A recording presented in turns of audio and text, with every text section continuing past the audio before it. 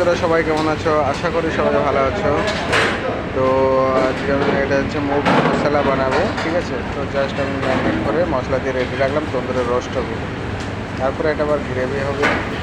তো আজকে পার্টির কাবাব শিখেছি, দেখুন পার্টি আছে, 400 টাকা পার্টি আছে, আরও কাবাব শিখেছি।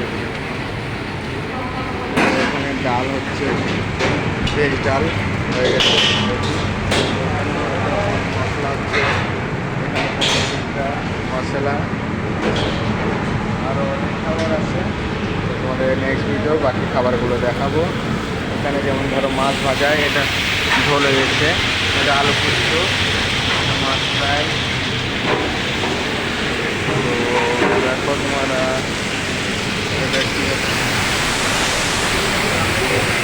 এটা হচ্ছে তোমার ডালের তরকা, ডালের তরকা। সাদা সাদা ডাল্লা সাদা ডালা গ্রেভি আছে।